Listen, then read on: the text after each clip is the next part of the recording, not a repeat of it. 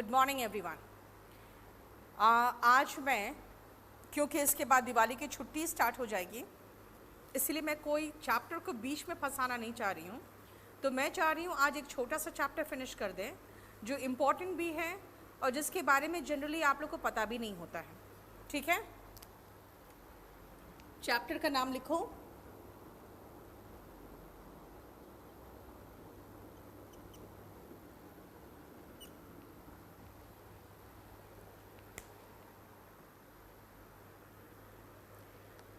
Parallel word से बना हुआ है वर्ड ये पैरेललिज्म।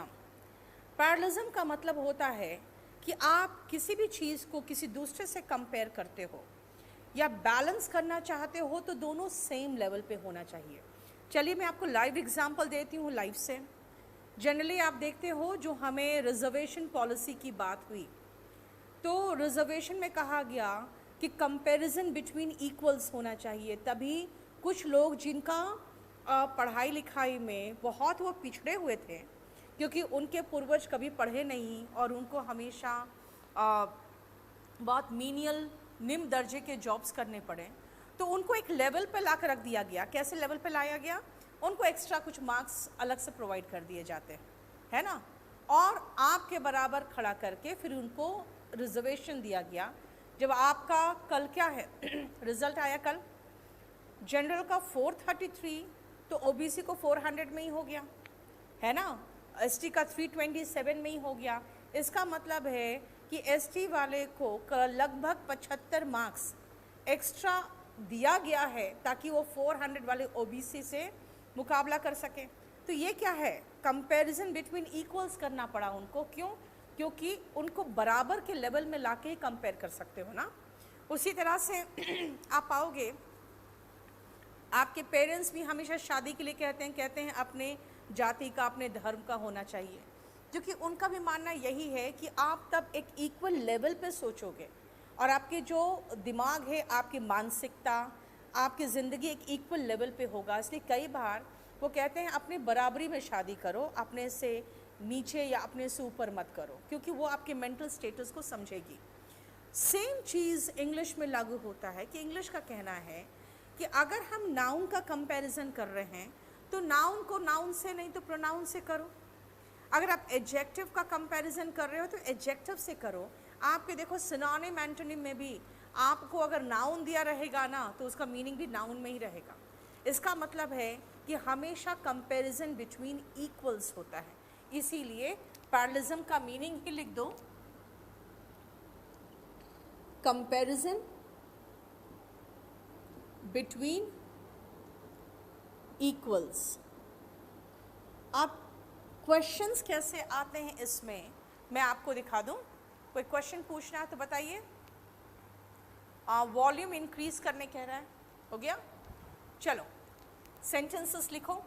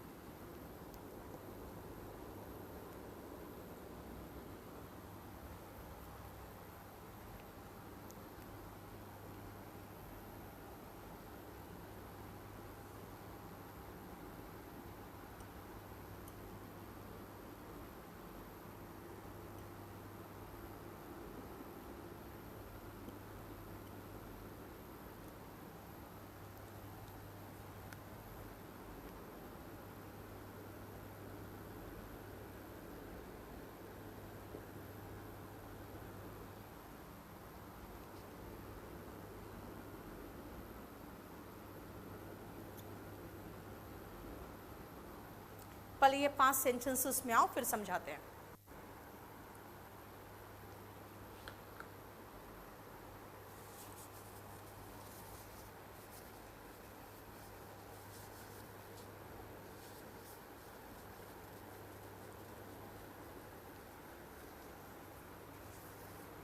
देखो, आपने एडजेक्टिव पढ़ा। एडजेक्टिव में कुछ याद है आपको? Miser, niggard, scholar and coward. ये 4 वर्ड मैंने कहा था कि भाई ये नाउन है, और नाउन में एल वाई लगाते हैं तब एडजेक्टिव बनता है। और वहाँ पर मैंने फिर उसका एडवर्ब फॉर्म भी बनाया था, इन ए कावर्डली मैनर, इन ए स्कॉलरली मैनर, है ना, याद आया? अब आते हैं फूलिश। फूलिश क्या है? हम कहते हैं foolish man, rich man, wise.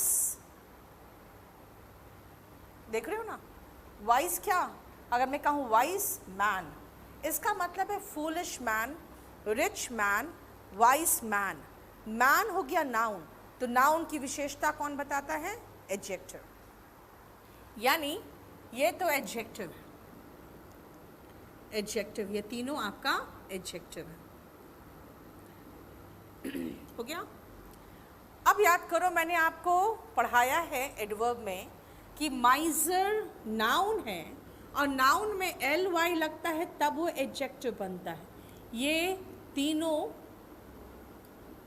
और ये तीनों ही नहीं, कावर्ड भी, सेल्फिश मैन, ये भी एडजेक्टिव है, सेल्फिश बॉय, देखो एडजेक्टिव है। नाउन लगा देना कोई भी, उसके आगे जो लगा सकते हो वो एडजेक्टिव हो जाता है। एक एडजेक्टिव को आप बैलेंस नहीं कर सकते हो एक नाउन से। देखो ना, कंजंक्शन से जुड़ा हुआ है, कंजंक्शन से जोड़कर हम एक एडजेक्टिव को एक नाउन से बैलेंस नहीं कर सकते। मुझे एडजेक्टिव को बैलेंस करने के लिए एडजेक्टिव चाहिए, और एडजेक्टिव माइजरली होगा। उसी तरह से यहाँ पर भी, यहाँ पर भी और यहाँ पर भी, सब जगह पर हमें एडजेक्टिव को बैलेंस एडजेक्टिव से ही करना पड़ेगा। और ये सारे क्वेश्चंस देख लो, बिल्कुल अच्छे से आना चाहिए, क्योंकि ये क्वेश्चंस आए हुए हैं, इस टाइप के क्वेश्चंस आए हुए हैं। ठीक है, लिखो नीचे 1, 2, 3 और 5, 1, 2, 3 और 5 का explanation. Explanation two sentences 1, 2, 3 and 5। लिखिए, यहाँ कंजंक्शन के द्वारा हम 2 शब्दों को जोड़ रहे हैं। Here we use a conjunction to join 2 words. ये दोनों शब्द एक ही पार्ट ऑफ स्पीच के होने चाहिए। These 2 words must be from the same part of speech.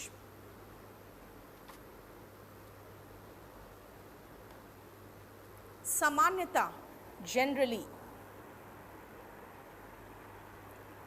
हम सेकेंड शब्द को पहले के अनुसार परिवर्तित करते हैं। We generally change the second word according to the first word. We generally change the second word according to the first word. ठीक है? जैसे देखो, फूलिश था तो हमने माइजरली कर दिया। अब मान लो मैं आपको सेंटेंस इम्प्रूवमेंट में दे दूं और मैं इसको माइजर लगाऊं और सेंटेंस इम्प्रूवमेंट में इसके नीचे अंडरलाइन कर दूं। इसका मतलब है कि माइजर का तो हम कुछ कर ही नहीं सकते हैं। सेंटेंस इम्प्रूवमेंट पता है ना, जिसके नीचे अंडरलाइन होता है उसी को सुधारा जाता है। सामान्यता अगर ये डिटेक्टिंग एरर में था तो मेरा ऑप्शन सी था, क्योंकि लास्ट वर्ड है। लेकिन यहाँ अगर इसको इम्प्रूव करना है तो माइजर नाउन है, नाउन के अनुसार हम इसको भी नाउन में चेंज करेंगे तो बनेगा he is a fool and माइजर। फूल जो है ना, वो मूर्ख व्यक्ति को फूल कहते हैं, है ना। तो फूल एंड माइजर की बात कर रही हूँ मैं। इसका मतलब है फूल बोल रही हूँ, फूल नहीं। फूल मतलब फ्लावर हो जाता है।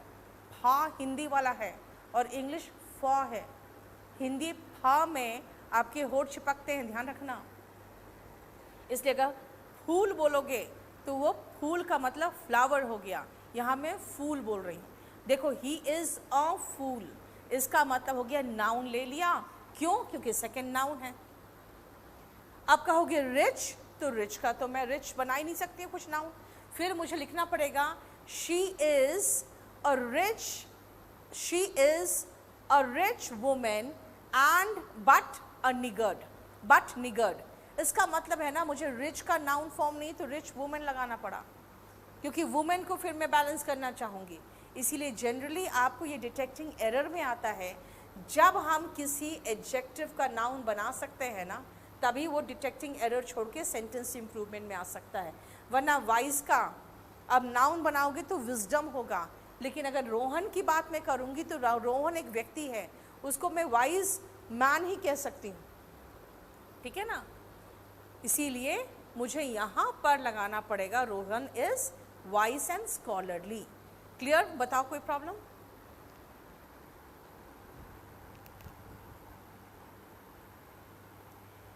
यस, आपको कंपैरिजन कर रहे हो ना, तो कंपैरिजन बिटवीन इक्वल्स होगा ना। अब आओ फोर्थ में। देखो, हम जब तीन लड़कों का नाम लेना चाहते हैं, राम, श्याम एंड मोहन, तो क्या कहते हैं? Ram comma Shyam and Mohan. अगर मैं एक और लड़का ऐड कर दूं, विजय, तो कहूँगी Ram comma Shyam comma Mohan and Vijay, है ना। तीन लड़का प्लस एंड प्लस विजय। समझ में आया? अब यहाँ पे देखो प्रॉब्लम क्या है। जब मैं कॉमा कॉमा लगा रही हूँ तो मैं चारों चार लड़कों को जोड़ा मैंने, तब मैंने 2 बार कॉमा लगाया, 1 बार एंड लगाया। लेकिन यही गलती, यही चीज़, यही जो नियम है उसको हम सब जगह अप्लाई कर देते हैं। बोलते हैं अच्छा यहाँ 3 चीज़ हैं, Apple, orange and washed his hands. नहीं भाई, यहाँ पे तीनों सेम लेवल की चीज़ नहीं है।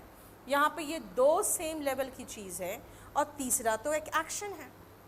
अगर 2 सेम लेवल की चीज़ है तो यहाँ पे कॉमा नहीं होगा, यहाँ पे एंड होगा। यानी आपके पास यहाँ पे 3 एक जैसी चीज़ें नहीं हैं कि एक बार कॉमा लगा दिए, एक बार एंड लगा दिए। यहाँ पे ये 2 सेम लेवल की चीज़ थी जिनके साथ हमने एंड लगाया, और तीसरा जो था वो अलग से एक्शन है। इसीलिए यहाँ पे वो गलती मत करना जो हम एक रूल के तहत सोच लेते हैं कि 4 चीज़ें हैं तो लास्ट में एंड लगा दो, बाकी के साथ कॉमा। वो यहाँ नहीं लागू होगा, ठीक है। बोलो कोई प्रॉब्लम यहाँ तक? आइए आगे सेंटेंस लिखो।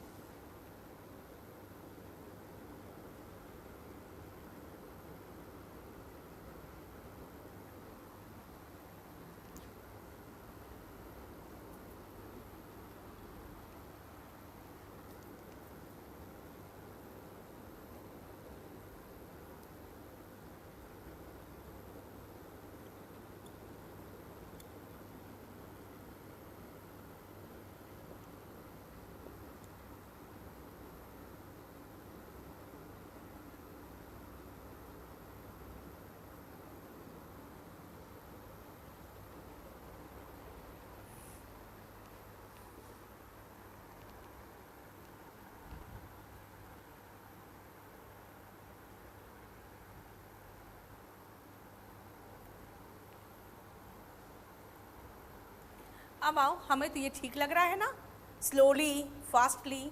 भाई कंपैरिजन के चक्कर में ये तो देख लो कि उस शब्द है कि डिक्शनरी में कि नहीं। आपको पता है, मैंने एडवर्ब में पढ़ाया है कि स्लोली तो चलेगा, लेकिन फास्टली, स्ट्रेटली जैसे कोई वर्ड ही नहीं है। यानी जब फास्ट खुद ही एडजेक्टिव है और खुद ही वो एडवर्ब है और ऐसा कोई शब्द ही नहीं है फास्टली, तो ठीक है, fast is an adverb, slowly is an adverb, है ना। स्लो एडजेक्टिव है, ये नहीं कि फास्ट लगाया तो आपने स्लो कर दिया, वो नहीं हो सकता, क्योंकि वर्ब की विशेषता आपको एडवर्ब ही बताएगा। और एडवर्ब स्लो का स्लोली है, लेकिन फास्ट का एडवर्ब भी फास्ट ही है, स्लोली जैसा, ये फास्टली जैसा कोई वर्ड है ही नहीं। नेक्स्ट आओ, I prefer to ride than to walk. देखो, प्रेफर के साथ एक और प्रेपोजिशन है, रादर दैन चलता है। प्रेफर के साथ रादर दैन चलता है, दान नहीं चलता, रादर दैन चलता है। लेकिन वो कभी भी एग्जाम में रादर दैन पूछा ही नहीं जाता है। हमेशा वो चेक किया जाता है कि क्या आपको पता है कि प्रेफर के साथ टू आता है, ये चेक किया जाता है। इसका मतलब है सबसे पहले हमने प्रेफर के साथ टू लगाया, जो सटीक प्रेपोजिशन है प्रेफर का। अब देखो, टू के बाद टू वॉक, बड़ा अजीब सा लगेगा आपको। टू के बाद टू वॉक मतलब, इसका मतलब है कि एक डबल टू दिख रहा है आपको एक साथ, डबल टू एक साथ नहीं आना चाहिए ना। तब क्या करें, अब आता है यहाँ पे वर्ब एडवांस का एक पोर्शन है जिसका नाम है जेरेंड। वो बोलता है कि प्रेफर के साथ इन्फिनिटिव तो चलता ही है, प्रेफर के साथ जेरेंड भी चलता है। यानी प्रेफर के साथ अगर आप वर्ब का आईएनजी फॉर्म लगा दोगे ना तो भी चलेगा। तो प्रेफर टू वॉक अच्छा नहीं लग रहा क्योंकि डबल टू हो जा रहा है, तो वॉकिंग लगाएंगे। लेकिन एक बात बताओ, ये वॉकिंग को आप बैलेंस इन्फिनिटिव से नहीं कर सकते हो, इसलिए यहाँ पर राइडिंग करना पड़ेगा। और सेंटेंस इम्प्रूवमेंट का ये क्वेश्चन है जिसमें ऑप्शन ये जो था वही सही था। यानी आई प्रेफर क्या,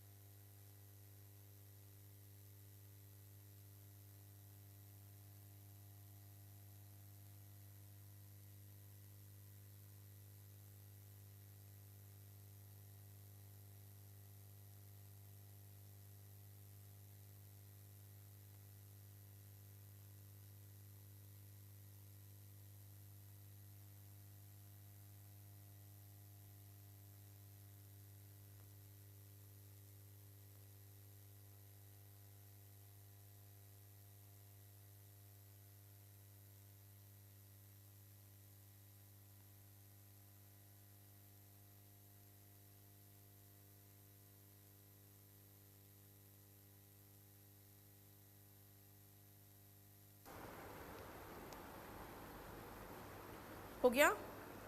चलिए देखिए, माई हाउस इज, देखो सेवेंथ का अगर लिखना चाहते हो तो ऐसे लिख लेना, सेवेंथ के पॉइंट्स में लिख लो। लिखो पहला पॉइंट, प्रेफर के साथ प्रेपोजिशन टू आता है, लिखिए prefer is followed by two.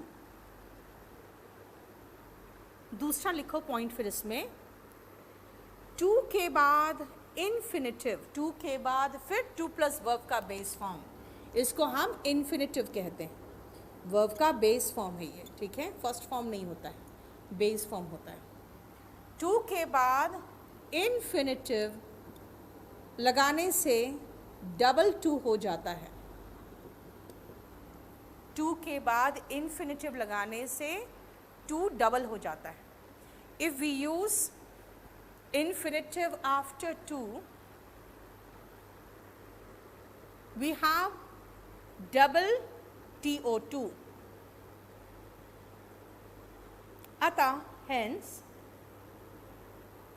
To walk को वॉकिंग बना दें, hence change to walk into walking. अब टू वॉकिंग को राइडिंग से बैलेंस करें। Now balance to walk with riding, sorry, now balance walking with riding. अब वॉकिंग को riding से बैलेंस करें, तो हमारा फाइनल सेंटेंस क्या बना? I prefer riding to walking. Next आओ, my house is farther than you. भाई आपसे दूर नहीं है, आपके घर से दूर होगा ना, मेरा घर आपसे दूर थोड़ी है। आपको बैलेंस करना भाई, आपका कंपैरिजन मेरे घर से थोड़ी होगा। My house is farther then your house. अब योर हाउस बोलूँगी तो हाउस रिपीटेड हो जाएगा, इसीलिए मुझे लगाना चाहिए योर्स। ठीक है, ये सब आप अगेन प्रोनाउन में भी पढ़ोगे। देखिए पैरलिज्म जो चैप्टर है ना, वो बहुत सारे चैप्टर्स को में से सबसे उठाया हुआ चीज़ है। अब आओ, the population of China is greater than India. India के पॉपुलेशन से ज़्यादा नहीं है, सॉरी इंडिया से ज़्यादा नहीं है, इंडिया के पॉपुलेशन से ज़्यादा है। तो ग्रेटर दैन मैं यहाँ पे लगाऊंगी द पॉपुलेशन ऑफ इंडिया। लेकिन आपको शुरू से एक बात समझना पड़ेगा आपको कि इंग्लिश में ना हम रिपीट नहीं करते।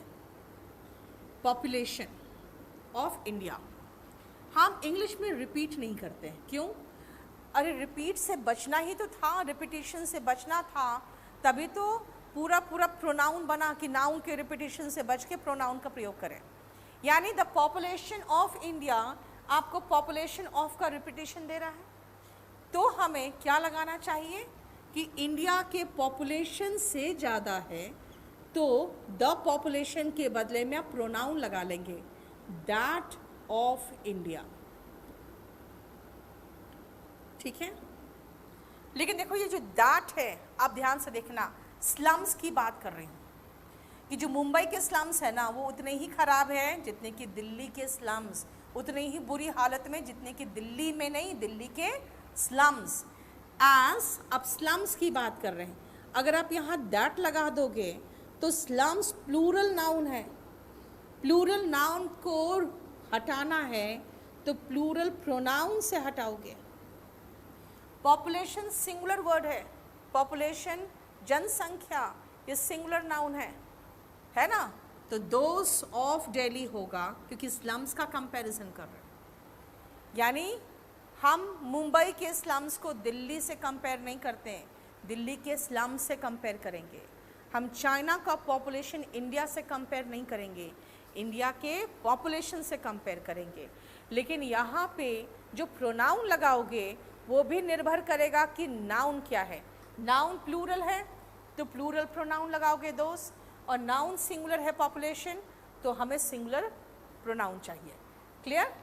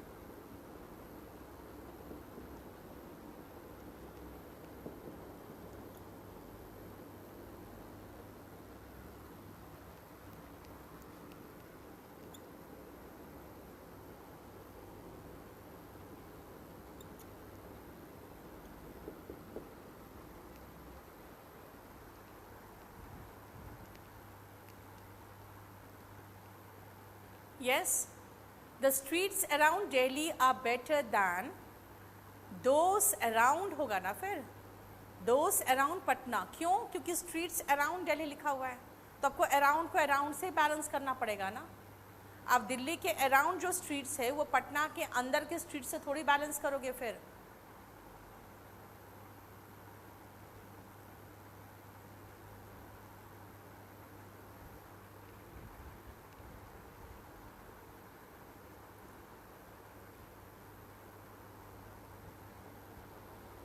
चलो,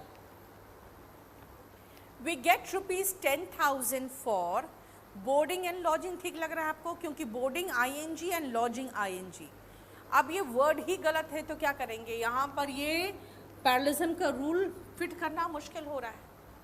फॉर बोर्ड एंड लॉजिंग होगा, ठीक है। आप लिखिए यहाँ correct phrase board and lodging है। Here the correct phrase is board and lodging.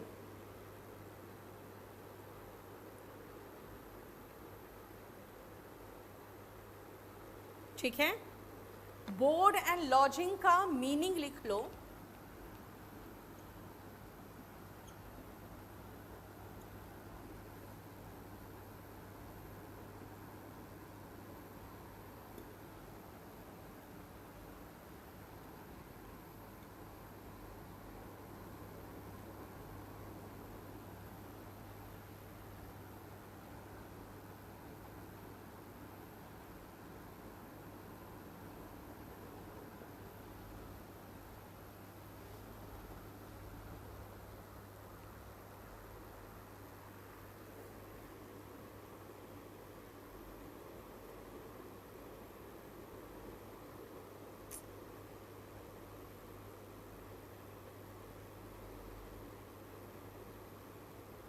हो गया? बोलो कोई प्रॉब्लम?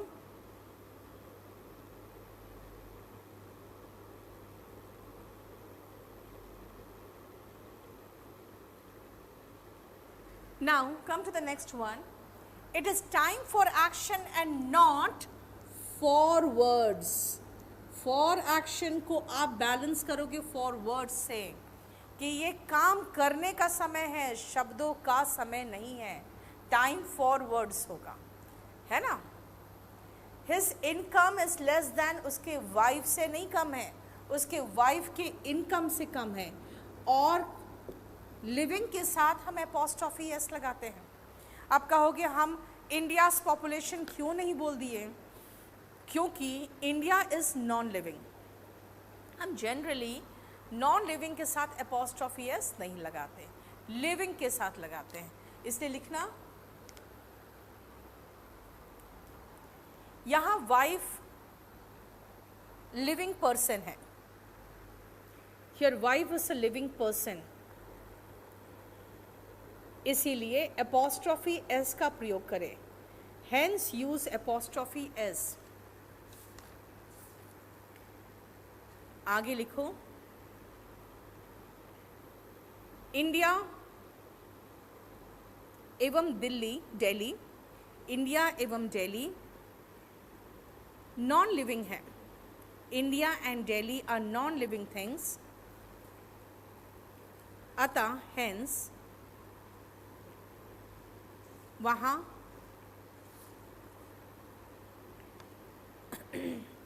ऑफ का प्रयोग हुआ। Hence there we used of, अतः वहाँ ऑफ का प्रयोग हुआ। Hence there we used of.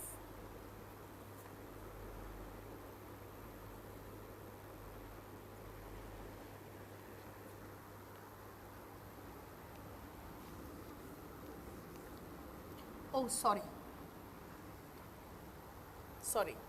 13 हो गया, 14 में आओ। It is colder in January than in February. देख लो, है ना, colder in January than in February. ठीक है, इन जनवरी है तो इन फेब्रुअरी होगा। अब आओ next sentence, drawing, smoking and making pickles are traditional methods of preservation. देखते हो हमारे घर में क्या होता है, कोई भी चीज़ को सुखा के रखा जाता है, क्योंकि अगर उसमें मॉइस्चर होगा तो वो सड़ेगा. अगर आपके पास काफ़ी टाइम होता है, देखोगे अपनी नानी या अपनी माँ के पास समय होता है काफ़ी, तो क्या करती है ना, वो धूप में छोड़ देती है सूखने के लिए. और अगर बहुत कम समय होता है तो क्या करता है ना, लोग आग जलाते हैं और उसके ऊपर लटका देते हैं, तो उसका मॉइस्चर जल्दी उड़ जाता है और फिर वो सूख जाता है. तो दो तरीके तो हो गए, जल्दी सुखाना या जल्दी सुखाने के लिए स्मोकिंग, और आराम से सुखाना है तो ड्राइंग, वो जो सनलाइट में होता है. एक और तरीका होता है अचार बनाना. देखते हो अचार बना के वो उसको प्रिजर्व करके रख लेते हैं. नाउ सी, ये तीनों ट्रेडिशनल मेथड से, यानी पारंपरिक तरीका है कोई चीज़ को प्रिजर्व करने का. ड्राइंग जेरेंट फॉर्म में है, आईएनजी में है. स्मोकिंग आईएनजी में, बिल्कुल सही लग रहा है. तो मेकिंग पिकल्स भी तो सही लग रहा है. देखो पिकल का मतलब हुआ अचार, तो हमें पता है अचार बनाना के लिए मेकिंग पिकल्स, अगर हमें सही शब्द नहीं आए तब हम ये लिखेंगे, वरना अचार बनाने के लिए शब्द है पिकलिंग. अचार बनाने के लिए जो शब्द है ना वो पिकलिंग है. फिर हम इतना लंबा चौड़ा मेकिंग पिकल्स क्यों लिख रहे हैं, क्योंकि शब्द नहीं आएगा, सटीक शब्द नहीं आता है ना, तब हम लंबा चौड़ा सेंटेंस लिखते हैं, है ना. जैसे एक और दिखा दूं आपको,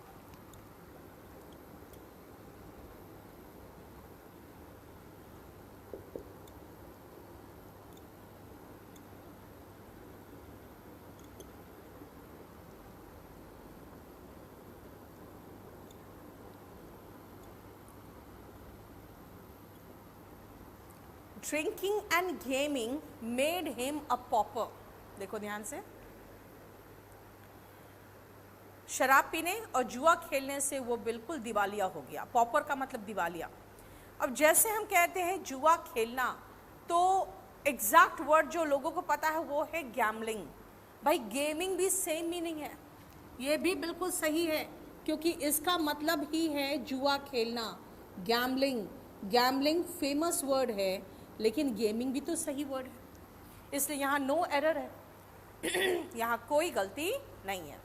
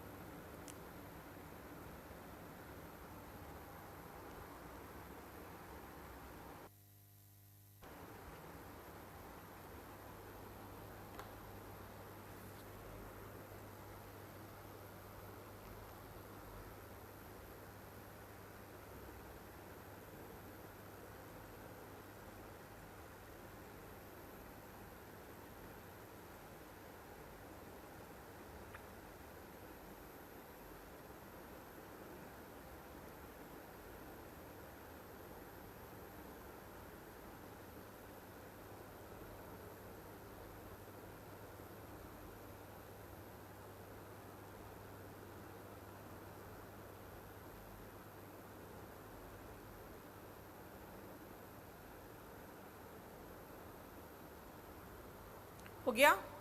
चलिए देखो, he deals honestly but miserly with his customers. कह रहा है अपने कस्टमर से वो बहुत ऑनेस्टली डील करता है, लेकिन थोड़ा कंजूसी से भी डील करते हैं। कई बार देखते हैं हम दुकानदारों को, ऑनेस्टली आपको माल बेचेगा लेकिन थोड़ा थोड़ा पैसा के लिए आपके साथ चिक चिक करेगा। देखो ध्यान से, डील्स यानी कि वर्ब, वर्ब के बाद एडवर्ब आता है, ये ऑनेस्ट एडजेक्टिव है और हमें पता है एडजेक्टिव में ly लगता है तो एडवर्ब बन जाता है। लेकिन माइजर तो नाउन है और नाउन में ly लगता है तब तो ये एडजेक्टिव बनता है ना। हो गया खत्म मामला।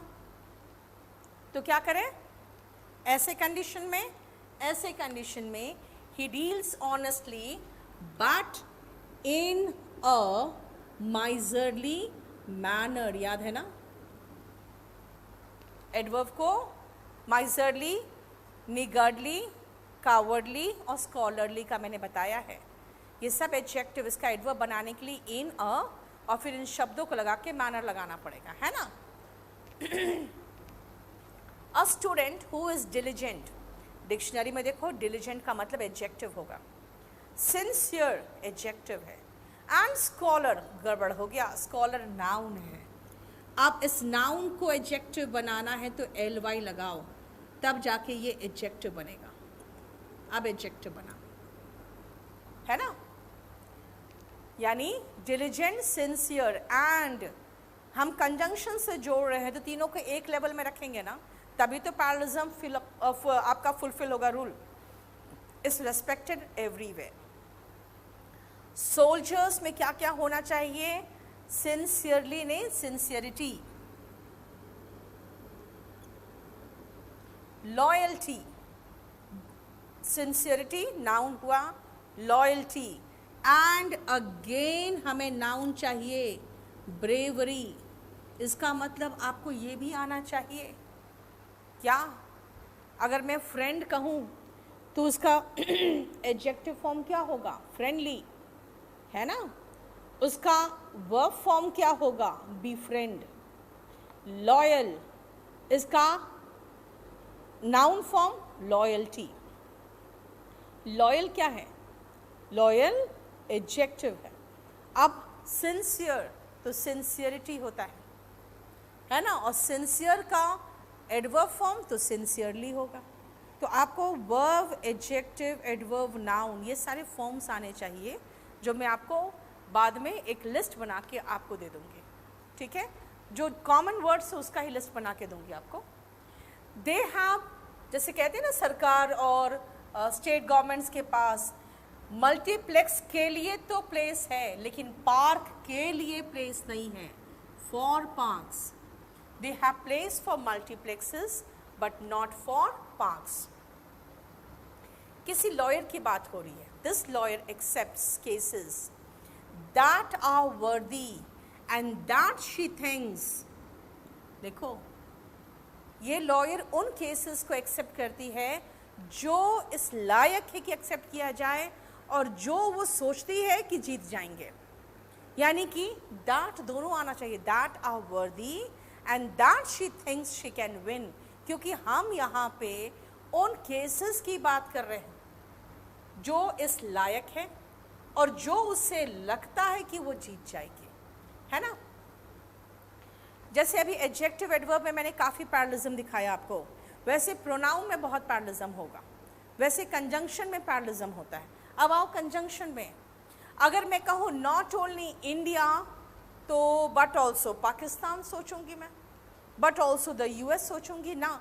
यहाँ पे इंडिया या पाकिस्तान की बात नहीं हो रही है, यहाँ पर बात हो रही है कि इंडिया को सामना करना पड़ता है एक्सटर्नल और इंटरनल दोनों तरह के टेररिज्म पे को, एक्सटर्नल इंटरनल। देखो ये दो एडजेक्टिव्स है जो टेररिज्म की विशेषता बता रहा है। आप एक्सटर्नल और इंटरनल पर ध्यान दो, ये जो कंजंक्शन का सेकेंड वाला भाग है वो इंटरनल के सामने आया है, तो कंजंक्शन का जो पहला वाला भाग होगा वो एक्सटर्नल के सामने आएगा ना। मतलब आप पहले उन दो ऑप्शन को आइडेंटिफाई करो जिसके बारे में उस सेंटेंस में बात हो रही है और कंजंक्शन को ठीक उसके पहले लगाओ। लिखो 22 को, ये मिसप्लेस्ड कंजंक्शन का एग्जाम्पल है। This is an example of misplaced conjunction.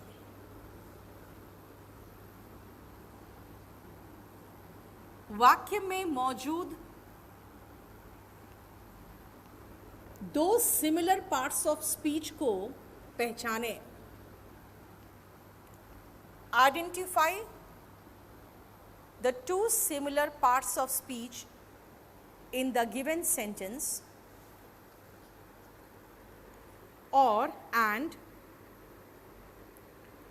उसके पहले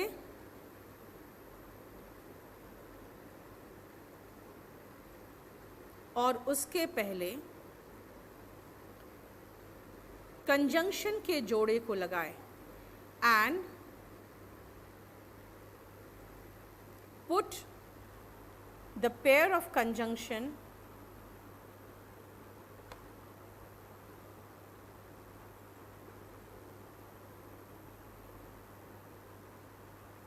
before them। जैसे एक आध एग्जाम्पल और लिखो।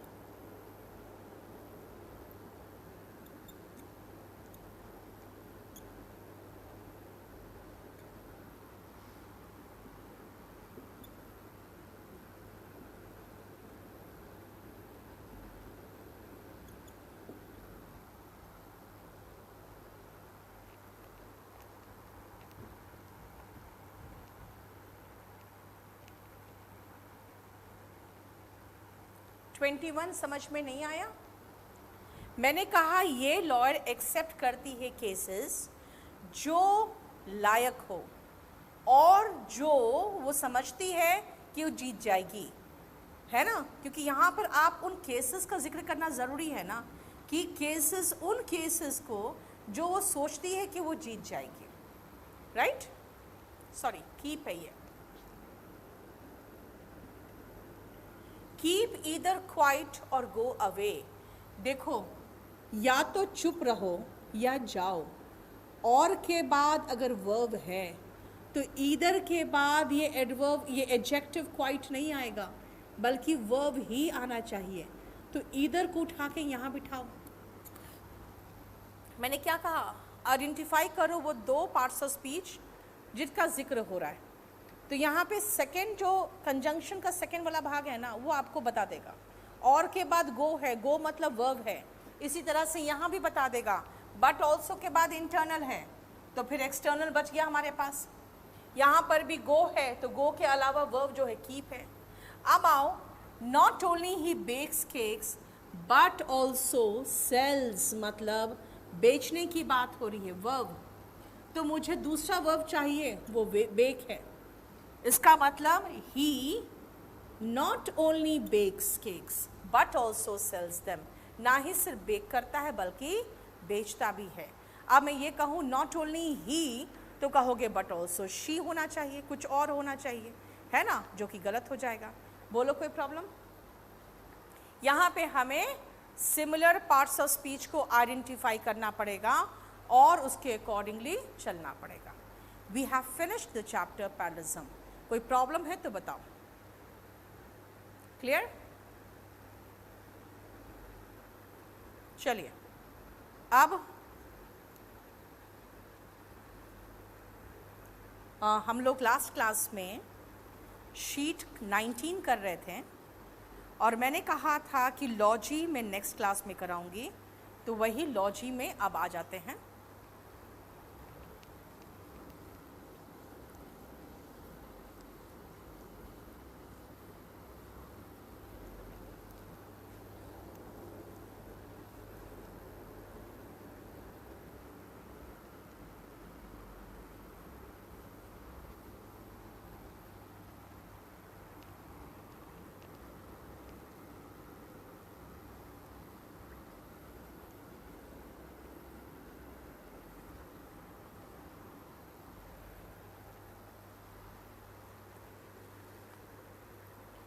चलिए, आज मैं कराऊंगी आपको 9 से लेकर 29 तक, ये सारे प्रोफेशन की बात है।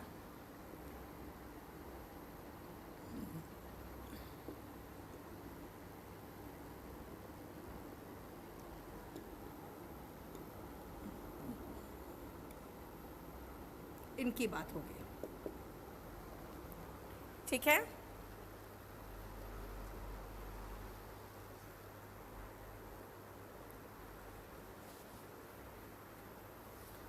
आ जाओ। हैप्पी बर्थडे सुमन, आज आप 20 इयर्स के ओल्ड हो गए। चलो, मे गॉड ब्लेस यू और इस साल आपको सफलता मिल जाए। आप बहुत सिंसियरली पढ़ाई कर रहे हो, फर्स्ट क्लास से मैं देख रही हूँ।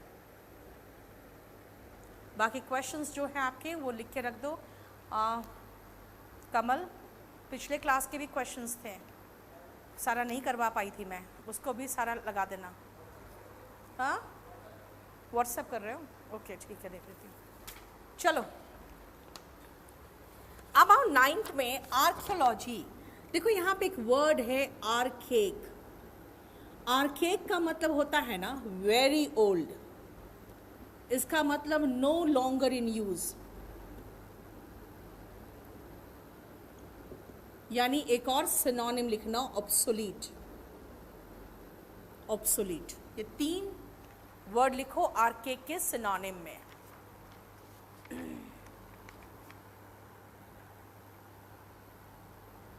Archaic is very old, no longer in use या ऑब्सोलीट जिसको कहोगे। अब आर्कियोलॉजी, अभी देख रहे हो ना, जो राम जन्मभूमि एंड बाबरी मस्जिद का जो चल रहा है पंगा, उसमें आर्कियोलॉजिस्ट का ही तो काम है। वही बता रहे हैं कि भाई अंदर क्या है, यानी पुरातत्व विज्ञान जिसको कहते हो हिंदी में। दिस मीन्स आपका जो 9th है उसका मतलब है study of ancient civilisation and culture.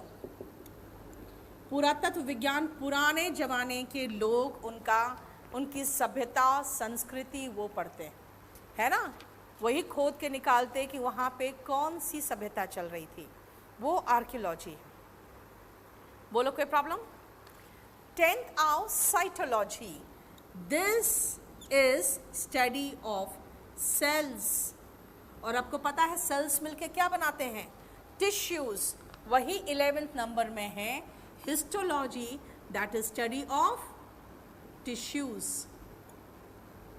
ठीक है, जहां पर भी लॉजी है समझना स्टडी है। अगर लॉजिस्ट लगा दिए तब वो स्पेशलिस्ट, उस व्यक्ति के बारे में बात हो जाएगी जो व्यक्ति स्पेशलिस्ट उस चीज में। 12th में आओ इकोलॉजी। इकोलॉजी में आप पूरा एनवायरनमेंट के बारे में पढ़ते हो, लेकिन उसके साथ उस जानवर या उस पेड़ पौधों के बारे में पढ़ते हो जो उस एनवायरनमेंट में है। इसे ध्यान रखना, it is the study of not only the environment but the animals and the plants that live in that environment. इसे लिखो इकोलॉजी का।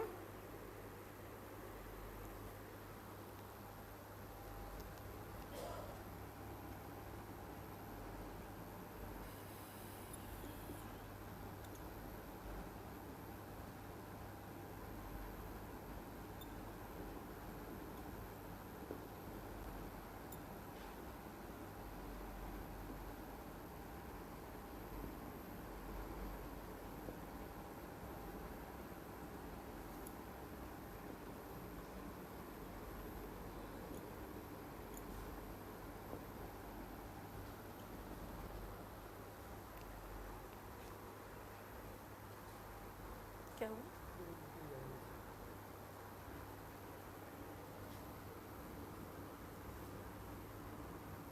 ठीक है,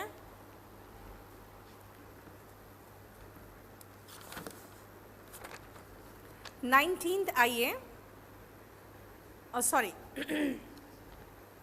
हम लोग कर रहे हैं अभी इकोलॉजी। फिर आओ 12th में एंटोमोलॉजी। देखो एंटोमो जो है ना वो इंसेक्ट का रूट है, इसीलिए नेक्स्ट वर्ड में आओ, that is entomology, that is study of insects.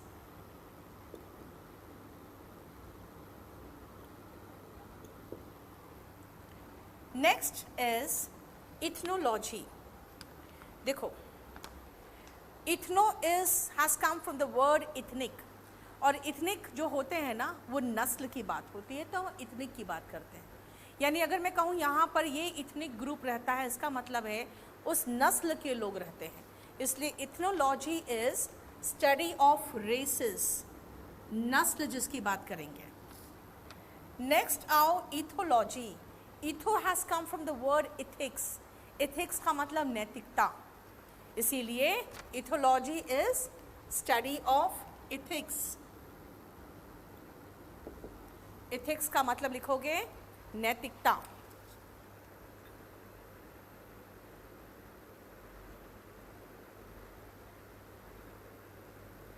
ठीक है, now remember when you talk about ethics, it is that guides your behavior, that guides a person's behavior, क्योंकि आपकी जो नैतिकता है ना वो आपके बिहेवियर को गाइड करता है। जनरली अगर आप सांप देखोगे तो उसकी बिहेवियर क्या है, वो तो काटेगा ही काटेगा, है ना। तो इसीलिए ethics guide your behaviour. So remember we when talk about ethology we talk about animals behaviour.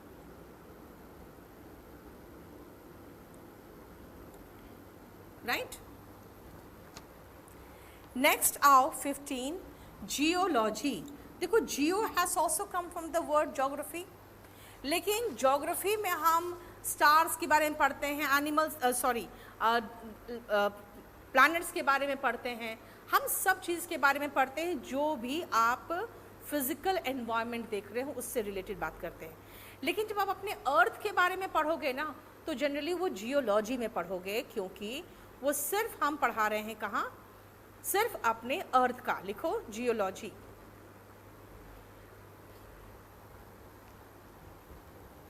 Study of physical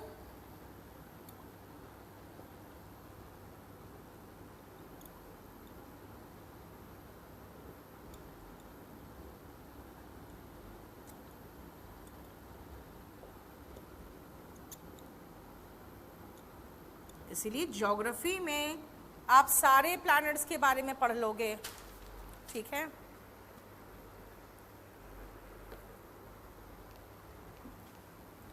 लेकिन स्पेशली अगर खाली अर्थ के किस तरह के रॉक्स फाउंड होते हैं, किस तरह के मिनरल्स होते हैं, अगर वो सब पढ़ना है तो हम जियोलॉजी में पढ़ते हैं।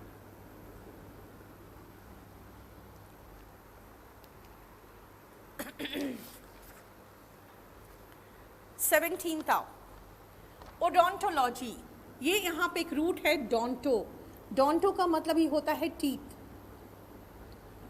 तो आप ओडोंटोलॉजी में complete study of teeth and jaw bones, क्योंकि जॉ में वो है ना टीथ हमारे, उसमें पढ़ते हैं। तो लिखना स्टडी ऑफ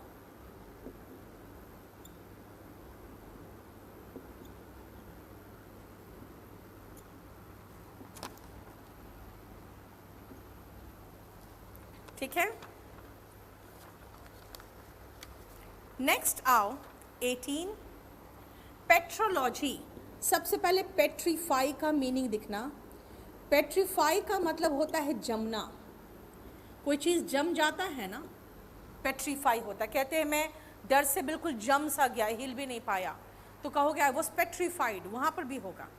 लेकिन आपको पता है धरती पे जो सॉइल है वो पेट्रीफाई करता करता करता करता क्या बना देता है, रॉक्स बना देता है। So petrology is study of rocks.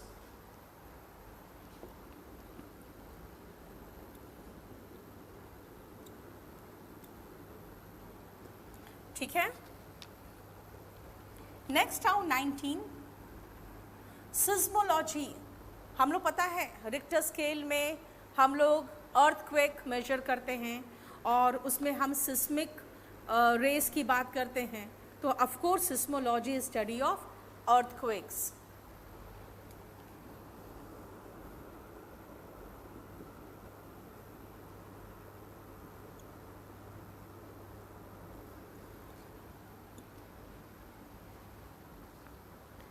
स्पिलेलॉजी, ये देखो क्या है, जो केव्स होते हैं ना, वो केव्स क्या खोज, उसकी पढ़ाई, केव्स कैसे बना होगा, वहाँ पे क्या है केव्स के अंदर, वो सब आप पढ़ते हो स्पिलेलॉजी में। That is study of caves. अब आओ जहाँ पर भी आपको ये वर्ड दिखे सेफो, समझ जाना इलेक्शन की बात होती है। इलेक्शन से रिलेटेड बात जो होती है और किस तरह से इलेक्शन में ट्रेंड देखा जाता है ना, वो सेफोलॉजिस्ट देखते हैं। इसलिए सेफोलॉजी आ जाओ।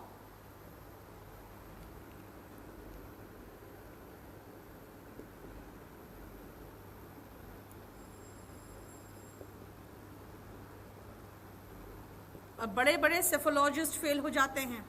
क्या हुआ, हरियाणा में कहा गया कि 75 पार करेगा इस बार, है ना, लेकिन हुआ नहीं ऐसा।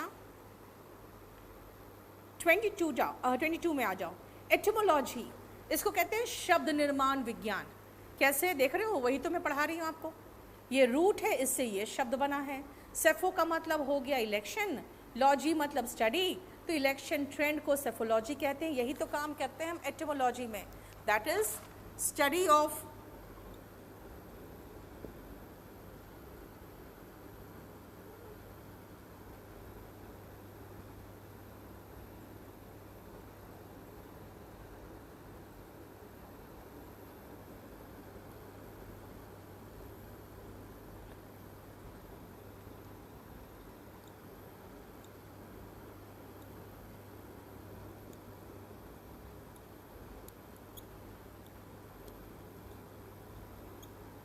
study of words and how they are formed from their roots. अच्छा, आइकोनोलॉजी छूट गया, 16 नंबर छूट गया है।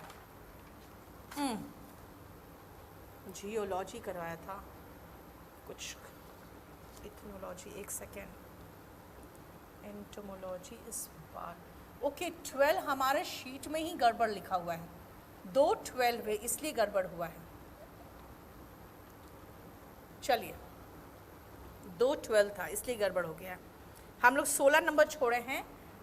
आइकनोलॉजी, जो आइकन होता है ना वो प्रतीक होता है। जैसे कहते हैं ना धोनी को यूथ आइकन कहते हैं, क्योंकि वो एक प्रतीक है कि यूथ को कैसा होना चाहिए, है ना। तो आइकन मतलब प्रतीक। तो आपके हिस्ट्री में प्रतीक पढ़ते हो ना, क्या क्या है प्रतीक, देखो जो हमारे अशोक चक्र है वो भी प्रतीक है एक, है ना। उसके बाद अलग अलग स्तंभ में जो वो प्रतीक बने हुए हैं वो भी कुछ कुछ बताता है उस काल के बारे में। तो उन प्रतीकों की जो पढ़ाई होती है ना वो आइकनोलॉजी में होती है, स्टडी ऑफ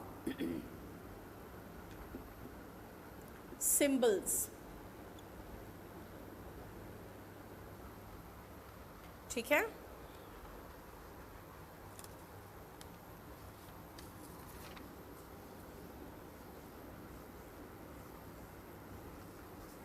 नेक्स्ट आओ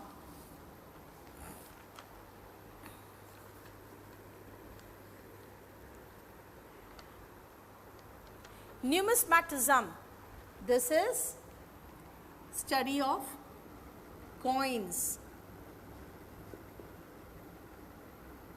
न्यूमिस्मैटिज्म है सिक्कों की पढ़ाई।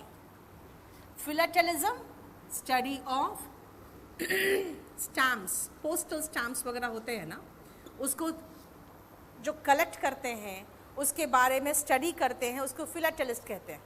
तो कई बार फिलाटेलिस्ट आता है, that is collectors of stamps, ठीक है। Next out taxidermy. आपको एक वर्ड यहाँ दिख रहा होगा डर्म, डर्म जहाँ पर भी दिखे समझ जाओ स्किन होता है, derma is the root of skin.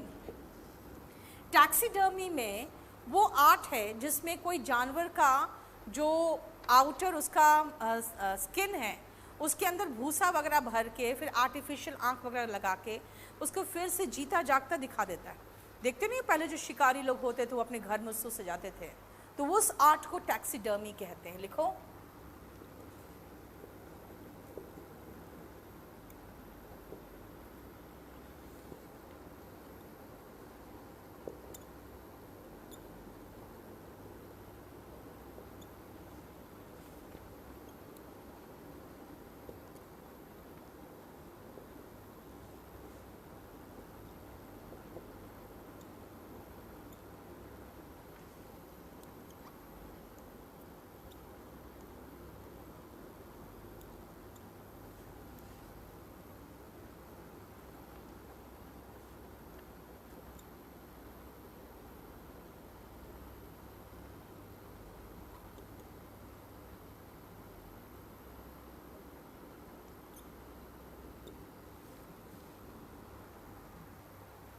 उसमें कुछ कुछ चीज़ें यूज़ किया जाता है उसके अंदर भरने के लिए, ताकि उसको इस तरह का शेप दिया जा सके कि वो देखकर फिर बिल्कुल जीवित दिखे,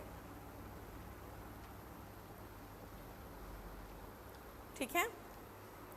जो क्यूरेटर होते हैं ना, जनरली आप लोग क्यूरेटर सोचते हो जो स्टेडियम में पानी वानी दे के उसको ठीक करता है वहाँ पिच को।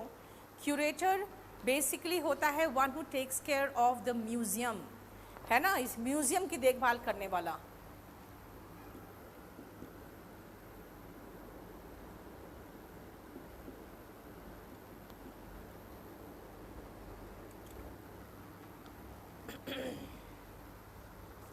ठीक है।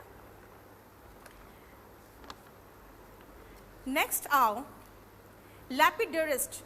जो लैपिडरिस्ट होते हैं ना वो जेम्स और प्रेशियस स्टोन्स पे जो काम करते हैं ना उन लोगों को लैपिडरिस्ट कहते हैं।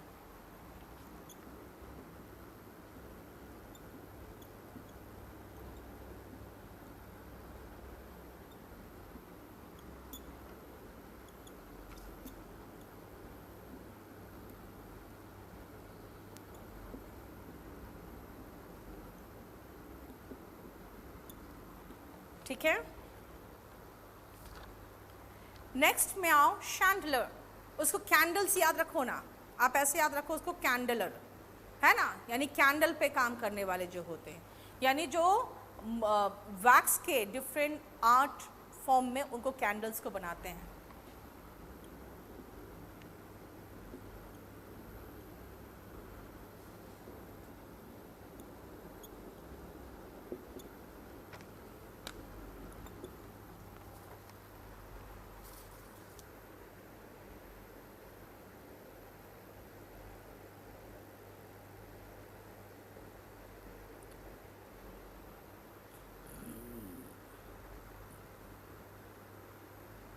ठीक है। लेकिन इसके साथ ये भी लिखना कि कई बार है ना, कोई भी चीज़ का जो सप्लाई करने वाला व्यक्ति होता है ना, उनको हम इसी नाम से बुला लेते हैं, कोई भी चीज़ सप्लाई करने वाले व्यक्ति को। इसीलिए आप एक मीनिंग और लिखो इसको।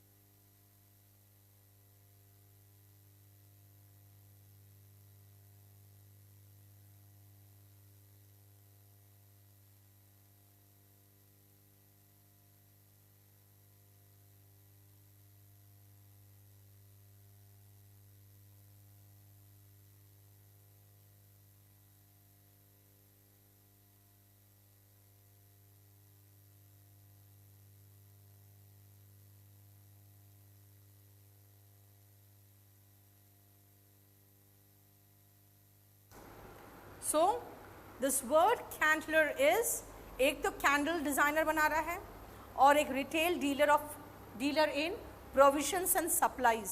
तभी तो मैंने कहा कोई भी चीज़ का प्रोविजंस मतलब क्या, राशन। अब सप्लाईज तो किसी भी चीज़ का हो सकता है ना। बोलो कोई प्रॉब्लम यहाँ तक? लास्ट वर्ड में आओ, ऑस्टलर। जो हॉर्सेस की देखभाल करता है ना, उसको ऑस्टलर कहते हैं। इसलिए 29th लिख लो।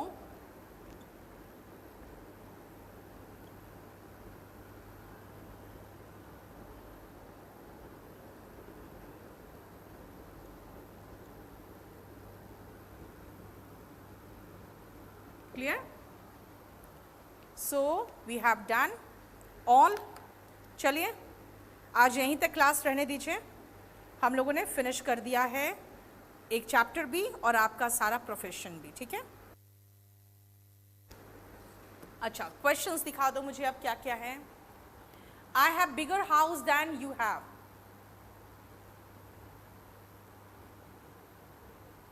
ठीक तो है Chandan? He is taller than I होगा चंदन। यहां पर भी चंदन, अगर चाहो तो इस क्वेश्चन को भी लिख लो आप। क्या चैप्टर पढ़ाया मैंने पैरेललिज्म में, he is taller than I होगा। यहाँ पर भी दिखा दो, रूल ऑफ पैरेललिज्म कहता है ही का कंपैरिजन आई से होगा। मैंने आपको जितने क्वेश्चंस लिखाए थे ना, 25-26 जो भी क्वेश्चन लिखाए थे, उसके बाद एक और क्वेश्चन लिख ही लो। बहुत अच्छा क्वेश्चन पूछ के याद दिला दिया आपने। मुझे लगता है मैंने 25 सेंटेंसेस कराए थे, 26 में लिखो ही इज टॉलर देन मी। दिखाना कि भाई ही प्रोनाउन का, ऐसे भी ये प्रोनाउन में पढ़ोगे, प्रोनाउन का ये सब्जेक्ट फॉर्म है। इसको हम प्रोनाउन के ऑब्जेक्ट फॉर्म से कैसे कंपैरिजन करें? हम प्रोनाउन का ऑब्जेक्ट फॉर्म लगाएंगे तो ये बराबर नहीं हो सकता ना, ये बराबर नहीं है। बराबर ये तब होगा जब हम प्रोनाउन का सब्जेक्ट फॉर्म लगाएंगे, तब सब्जेक्ट फॉर्म से कंपैरिजन करेंगे तब सही होगा। इसलिए मी हटाकर आई करो, ठीक है। इसको भी आप पैरेललिज्म में लिख लेना। Next class Vineet most probably 6th को होगी आपकी क्लास, ठीक है। ऐसे मैं ग्रुप में लिख दूंगी।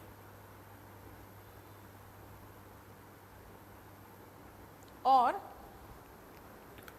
लास्ट क्लास में आपने जो क्वेश्चंस पूछे थे वो 1 मिनट रुको।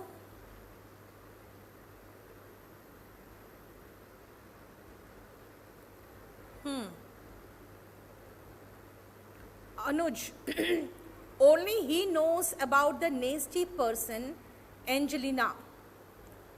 Angelina is a noun.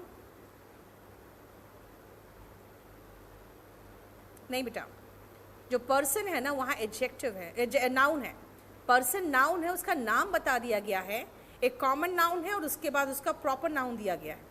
नेस्टी यहाँ पे एडजेक्टिव है अनुज, ये ध्यान रखना।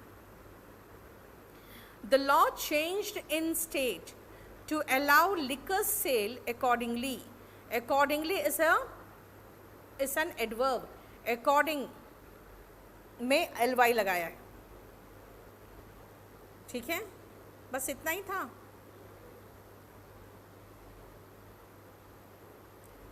चलिए बस, कोई प्रॉब्लम है, कोई क्वेश्चन है तो पूछ लो। वो क्या, मैं टोटल नवनीत में शीट्स बनाते रहती हूँ, इसीलिए टोटल की बात ही मत करो अभी। और बस हो गया, और कोई क्वेश्चन तो नहीं है?